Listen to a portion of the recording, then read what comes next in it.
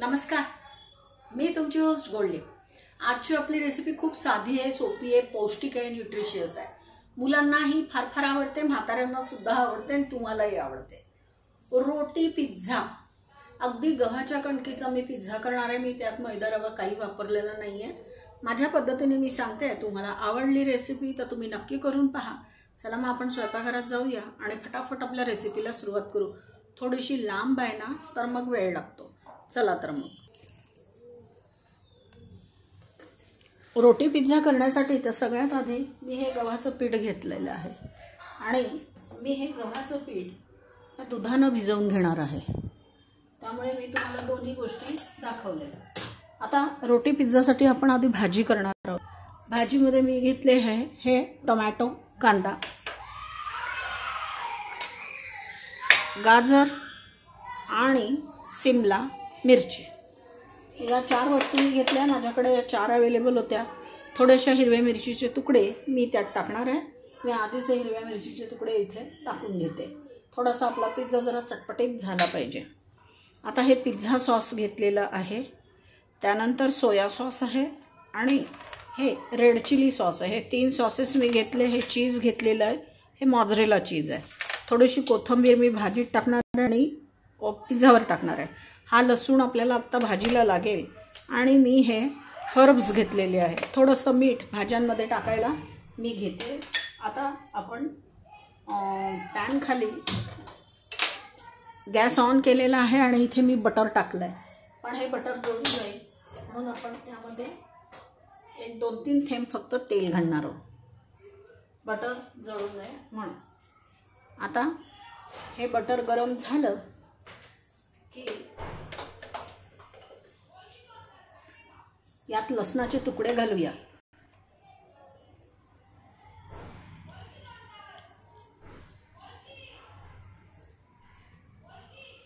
Butter वितळल्याशिवाय लसणाचे तुकडे घालता येणार नाही, पण घालते।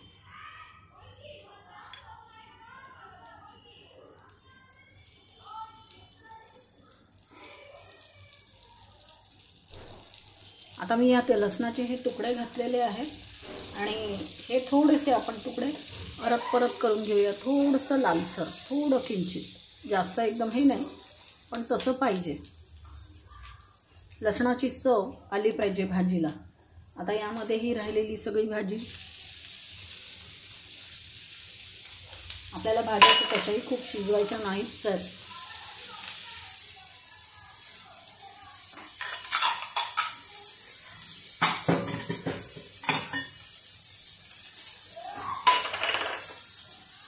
थोड्याशा भाज्या परतून घेऊया।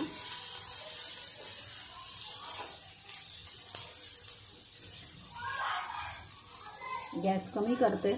भाज्यांवर मी आता थोडंसं मीठ टाकणार आहे, म्हणजे या काय होतील, जरा क्रंची होऊन जातील। मीठ टाकल्यावर त्यांचा कच्चेपणा निघून जाईल,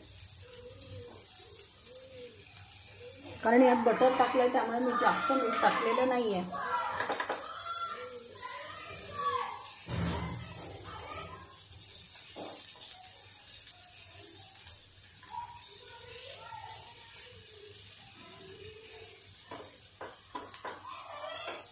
आता हे soya sauce, red chilli sauce,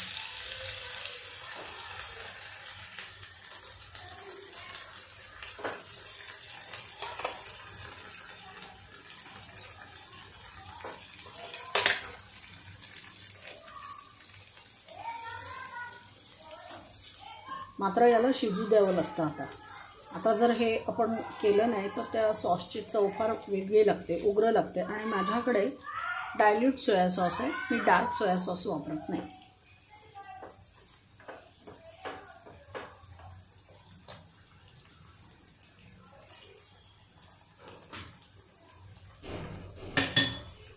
भाज्यांवर मी आता झाकण ठेवून देणार आहे।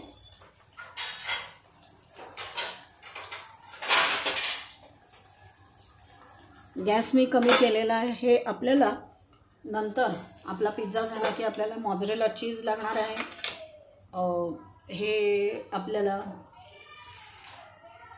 हर्ब्स आणि पिझ्झा सॉस या दोन्ही गोष्टी लागणार आहेत आणि हे थोडंसं कोथिंबीर. बाकीचं आता मला काही लागणार नाही आहे.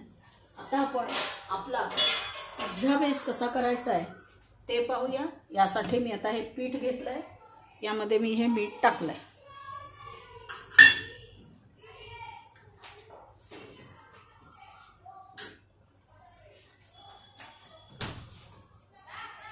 आता यात आपल्याला मी थोडासा सोडा टाकत असते, किंचित. त्याचं रिझन हे आहे, आपण म्हणजे एकदम तो चिकट किंवा कडक होतो, मग तसा होऊ नये म्हणून मी थोडासा सोडा टाकते, म्हणजे तो फुलतो.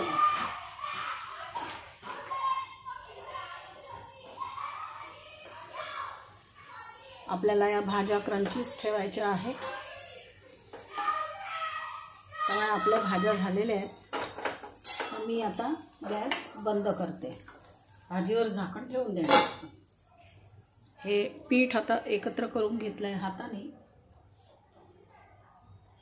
दूध टाकलं या पिठात, थोडं थोडं दूध घालून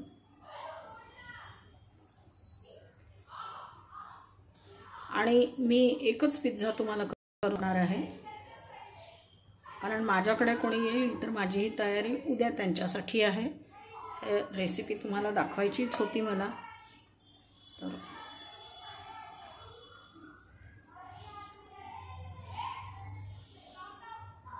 त्यामुळे मी सोडा टाकल्यामुळे मी याला आता काही फुलवत वगैरे बसणार नाही.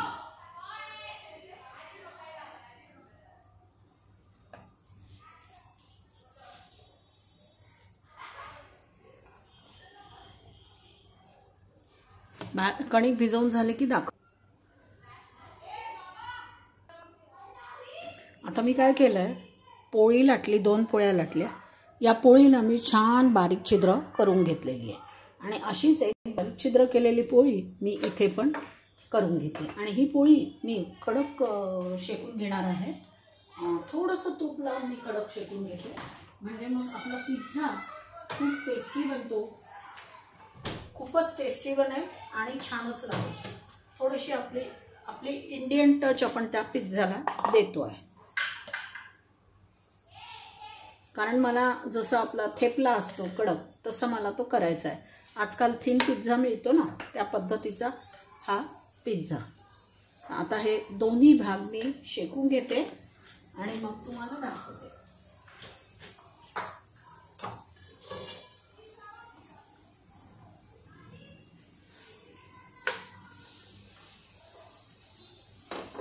हा खायला अतिशय उत्कृष्ट लागतो. थोडीशी रेसिपी थोडी मोठी आहे, त्यामुळे थोडंसं जरा वाट बघायला लागते, पण पिझ्झा खूप छान होतो. हे थोडंसं आपण लालसर शेकून घेणार आहोत, कारण याच्यावर जेव्हा आपण सॉस आणि भाज्या घालू ना, ते ही गव्हाची कणिक आहे, त्यामुळे ही अशी एकदम लूज पडण्याची शक्यता असते. त्यामुळे याला आत्ता आपण अधिक कडक भाजून घेणार आहोत. आणि आपण जेव्हा याला शेकू तेव्हा फक्त आपलं हे मॉझरेला चीज मी घेतलं आहे, ते तेवढं फक्त मॉझरेला चीज वितळेपर्यंतच आपण याला ठेवणार आहोत, म्हणजे मग आपल्याला हा पिझ्झा खाता येईल. आता मी याला काढून घेतलं, हे शेकून झालं की दाखवते. आता मी बघा, ही पोळी छान अशी कडक झाली आहे. त्यामुळे आता काय होईल, याच्यावर आपण हे पिझ्झा सॉस लावणार आहोत.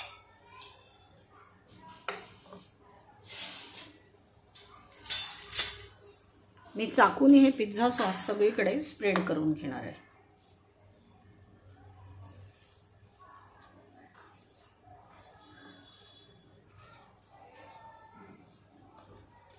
आणि पिझ्झा आपण गरमच खातो, त्यामुळे आपल्या खाईपर्यंत हा छान क्रंची राहतो. याला आपल्याला खालच्या बाजूने मी छानपैकी याला हे पिझ्झा सॉस लावून घेतलं आहे.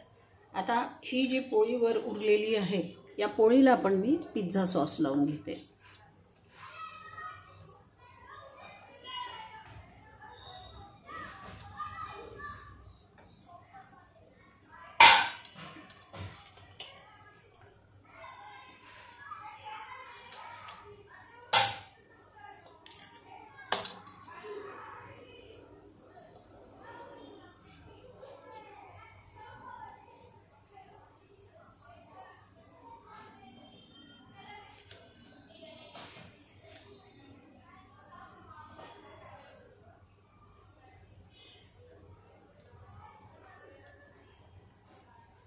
आता पिझ्झा सॉस माझा लावून झालेला आहे, मी हे बाजूला ठेवते. आता आपण जी भाजी केली होती ती भाजी मी याच्यावर पसरवून घेते.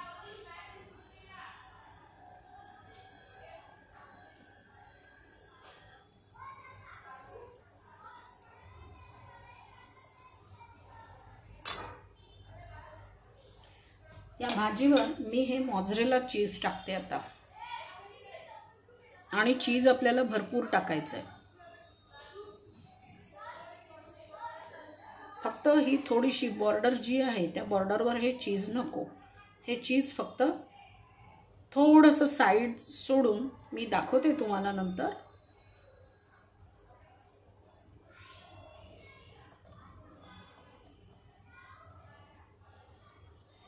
हे बघा, साईडची गोल रिंग मी सोडून दिलेली आहे, बरोबर आहे. आणि हे आता हा पिझ्झा याच्यावर हे केला आहे. याच्यावर आपण टाकतोय थोडेसे हर्ब, थोडीशी कोथिंबीर मी घालणार आहे. आणि आता ही जी पोळी आपण बनवून ठेवली होती ही, या पोळीला मी याच्यावर प्रेस करते. आता या पोळीवर पण आपण हा थोडासा याच्यावरही पिझ्झा सॉस लावून घेते. खाली लावलेला आहे पिझ्झा सॉस, पण तरी पण हे चीज त्याला चिकटणार नाही. थोडासा अगदी अलगद पिझ्झा सॉस मी लावून घेते, जास्त नाही. खालच्या दोन्ही पोळ्यांना मी जास्त लावलं होतं, इथं मी तो कमी थोड्याशा प्रमाणात, की हे माझं चीज याच्यावर चिटकून बसलं पाहिजे. बस. आता याच्यावर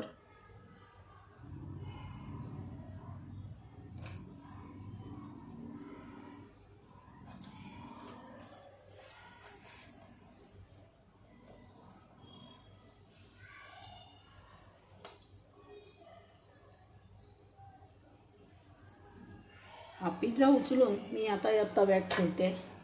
याच्या खाली मी गॅस लावलेला आहे आणि याच्यावर आपण आता एक प्लेट,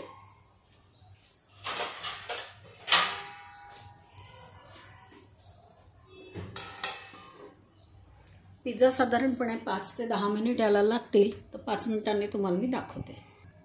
आपला रोटी पिझ्झा तयार झालेला आहे. मी कापला आहे तो, पण तो खूप गरम असल्यामुळे तो तुकडा उचलता येत नाही आहे. थंड झाल्यावर हा पिझ्झेचा तुकडा काढता येतो आणि तसाही तुम्हाला इतका साईज आहे की तो असा उचलून खाता येतो.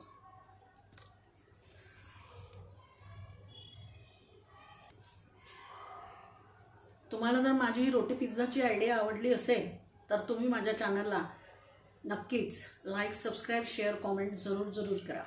लहान मुलांसाठी अतिशय पौष्टिक आणि न्यूट्रिशियस रेसिपी आज मी तुम्हाला दाखवली. आपल्या घरात हे पिझ्झाचं सामान नेहमीच असतं, पण मग मैदा हे सगळं करण्यापेक्षा जर आपण दूध आणि सोडा घालून हे भिजवलं तर हे खालचं खूप छान होतं आणि थंड झाल्यावर हा पिझ्झा खूपच छान लागतो. तर तुमचे खूप मनापासून धन्यवाद. तुम्ही माझी रेसिपी खूप शांततेने पाहिली. माझा नेहमीचा फंडा बनवा, खा, खिलवा. तुमच्या गोल्डीला छान कॉमेंट्स पास करा. मनापासून धन्यवाद.